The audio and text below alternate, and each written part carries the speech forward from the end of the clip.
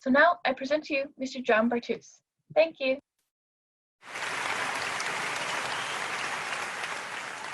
Thank you, Ashley. So luckily I have my list right here.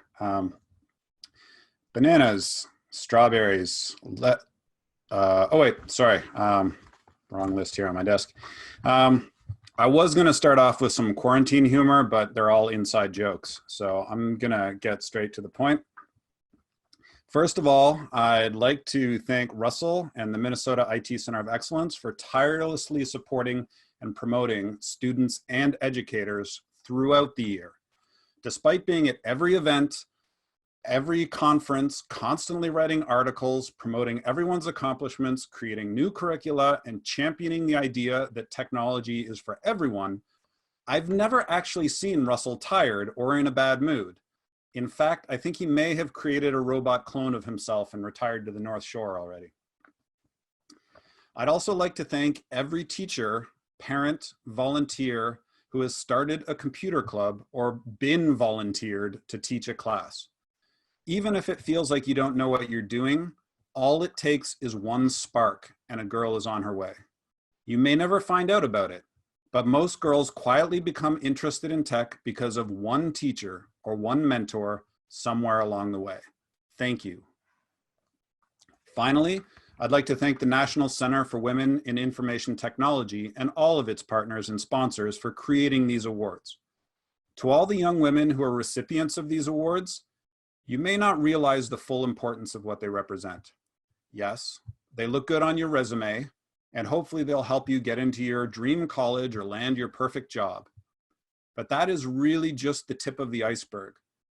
What you will realize over time is that the two most important aspects of these awards are representation and a network.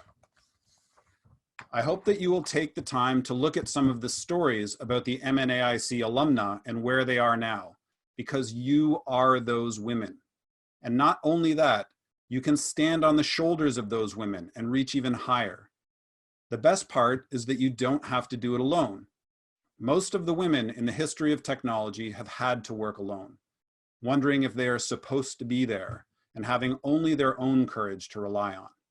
But look around you. All of these women want you to succeed.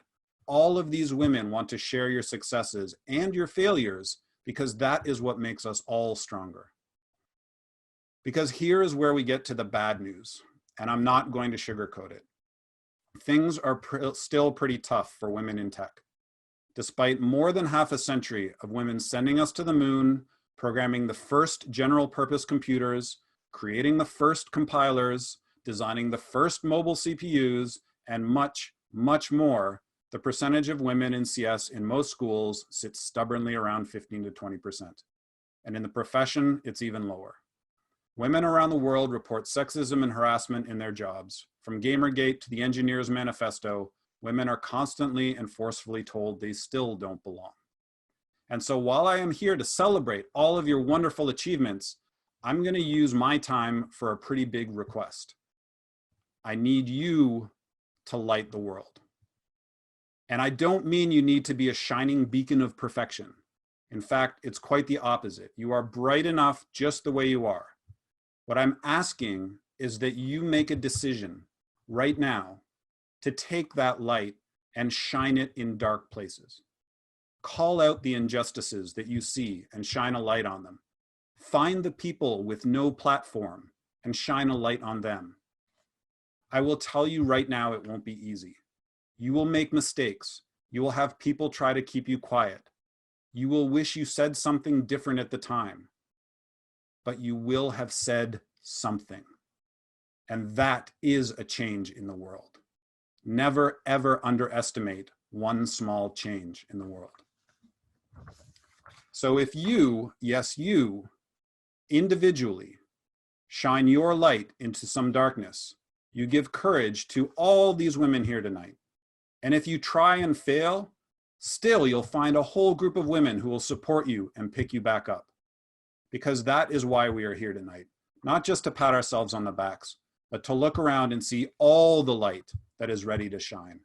All the women that are ready to show each other and the world how bright the future can really be.